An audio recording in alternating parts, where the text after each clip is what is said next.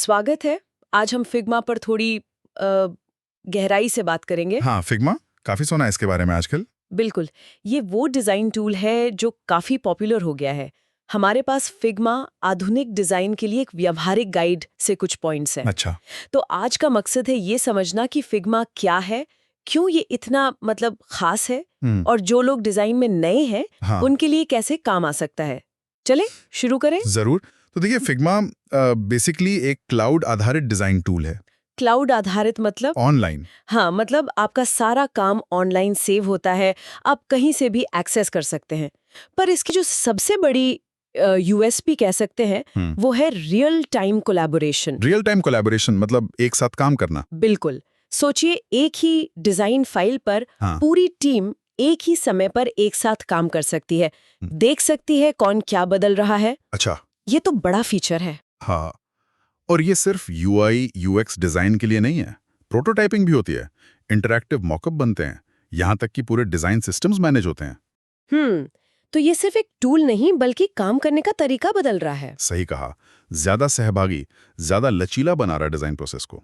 और इसमें शुरुआत करना कैसा है? मतलब मुश्किल तो नहीं? नहीं नहीं, गाइड भी यही कहता है। हाँ, मैंने भी पढ़ा। फिग्मा की वेबसाइट पर ईमेल या गूगल अकाउंट से साइन अप। सिंपल। हाँ, और सबसे अच्छी बात, इसका एक मुफ्त प्लान भी है। ओह, ये बढ़िया है। नए लोगों के लिए तो बहुत अच्छा है फिर। बिल्कुल, सीखने के लिए, छोटे प्रोजेक्ट्स के लिए परफेक्ट है। और इंटरफेस के बारे में क्या? वो कॉम्प्लिकेटेड तो नहीं? नहीं, काफी साफ सुथरा है। ऊपर आपको टूल्स मिल जाएंगे, बाईं तरफ लेयर्स का पैनल होता है, ओके। दाईं तरफ प्रॉपर्टीज पैनल जहां से आप रंग, फॉन्ट वगैरह बदलते हैं, और बीच में आपका कैनवस जहां आप डिजाइन बनाते हैं। व्यवस्थित लगता है। हाँ है। डिजाइन शुरू करने के लिए आप पहले फ्रेम चुनते हैं। ये समझ लीजिए आपके डिजाइन का कंटेनर है, आर्टबोर्ड जैसा। अच्छा। फिर आप शेप्स, टेक्स्ट टूल इस्तेमाल करते हैं, और जो भी एलिमेंट आप चुनेंगे उसकी प्रॉपर्टीज आपको दाईं तरफ दिख जाएंगे। तो वहीं से सारे बदलाव जैसे रंग, इफेक्ट्स, सब कुछ? एग्जैक्टली। रंग, फॉन्ट साइज, शैडो, बॉर्डर, सब कुछ वहीं से कंट्रोल होता है। आप प्रोटोटाइप भी बना सकते हैं फ्रेम्स को जोड़कर। क्लिक करने वाले प्रोटोटाइप? हाँ, ताकि पता चले ऐप या वेबसाइट चलेगी कैसे, नेविगेशन कैसा फील होगा। वापस उस कोलैबोरेशन वाली बात पर आते हैं। वो सुनने में ही इतना क्रांतिकारी लगता है। हाँ है ही। अब सोचिए, टीम एक ही फाइल पर लाइव काम कर रही है। हाँ, बदलाव तुरंत दिख रहे हैं। वहीं कमेंट्स भी कर सकते हैं। बिल्कुल, सीधे डिजाइन एलिमेंट पर ही कमेंट छोड़ सकते हैं, तो वो ईमेल वाले झंझट खत्म। अरे हाँ, फाइल भेजो, फिर वर्जन 2 भेजो, फिर फाइनल वर्जन, वो सब गया। एग्जैक्टली। ये असल में सिंगल सोर्स ऑफ ट्रूथ बनाता है डिजाइन के लिए। गलतियां कम, काम तेज। ये तो सच में गेम चेंजर है। सिर्फ सुविधा नहीं, प्रोडक्टिविटी भी बढ़ाता है। हाँ, और इसके अलावा भी बहुत कुछ है, जैसे कंपोनेंट्स और स्टाइल्स। हाँ, ये क्या है कंपोनेंट्स? कंपोनेंट्स होते हैं रीयूजेबल डिजाइन एलिमेंट्स, जैसे बटन या आइकन।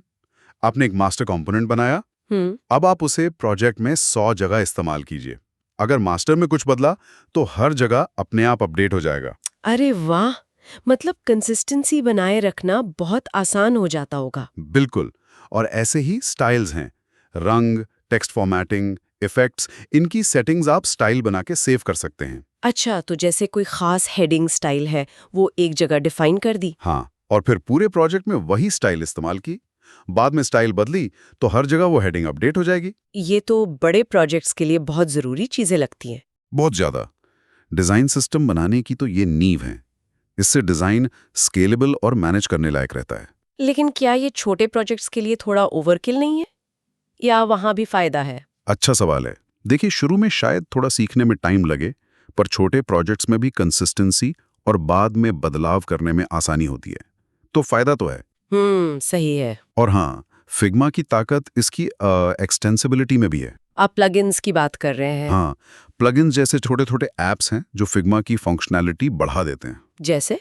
क्या करते हैं ये प्लगइन्स? बहुत कुछ। आइकन्स इंपोर्ट करना, डमी टेक्स्ट या डेटा डालना, एक्सेसिबिलिटी चेक करना, इमेज बैकग्राउंड हटाना, लिस्ट लंबी है। ओह, मतलब जो फीचर फिग्मा में नहीं है वो प्लगइन से मिल सकता है। काफी हद तक, हाँ। कम्युनिटी बहुत सारे प्लगइन्स बनाती रहती है। और फिर है वर्जन हिस्ट्री। हाँ, वर्जन हिस्ट्री, ये तो जरूरी है। मतलब ऑटो सेव जैसा। उससे बेहतर, ये आपके काम के स्नैपशॉट लेता रहता है। आप पीछे जाकर देख सकते हैं कि 1 घंटे पहले डिजाइन कैसा था या कल कैसा था। और जरूरत पड़े तो वापस उस वर्जन पर जा सकते हैं। बिल्कुल। ये एक सेफ्टी नेट है, गलती हो जाए तो डर नहीं। और ये डिजाइन एवोल्यूशन देखने के काम भी आता है। हाँ, ये तो है। गाइड में ये भी था कि स्केच या अडोबी XD जैसी फाइल्स भी इंपोर्ट हो जाती हैं। हाँ, ये भी जरूरी है। जो लोग दूसरे टूल से आ रहे हैं उनके लिए माइग्रेशन आसान हो जाता है। तो ये सब मिलकर फिग्मा को काफी फ्लेक्सिबल और पावरफुल बनाते हैं। सही। ये सिर्फ डिजाइन टूल नहीं, एक पूरा इकोसिस्टम है डिजाइन प्रोसेस को मैनेज करने का। तो अगर हम सब बातों को समेटें तो फिग्मा डिजाइन को ज्यादा लोकतांत्रिक बना रहा है, आसान बना रहा हाँ, है। कह सकते हैं। नए लोगों के लिए मुफ्त प्लान है, इंटरफेस आसान है, वहीं प्रोफेशनल्स के लिए कोलैबोरेशन, कंपोनेंट्स, प्लगइन्स जैसी पावरफुल चीजें हैं। टीमों के लिए तो इसके फायदे साफ दिखते हैं और सीखने के लिए भी ऑनलाइन काफी कुछ है, कम्युनिटी है। बिल्कुल सही। फिग्मा सिर्फ एक सॉफ्टवेयर नहीं है, ये एक बदलाव का प्रतीक है कि डिजाइन कैसे ज्यादा क्लाउड आधारित और कोलैबोरेटिव होता जा रहा है। हाँ, और अगर हम थोड़ा आगे का सोचें तो ये दिलचस्प है कि इस तरह का real time cloud first collaboration भविष्य में डिजाइन की प्रक्रिया को और शायद पूरी क्रिएटिव इंडस्ट्री की संस्कृति को कैसे बदलेगा। ये सोचने वाली बात है। हाँ, ये एक सवाल है जिस पर जरूर गौर किया जा सकता है।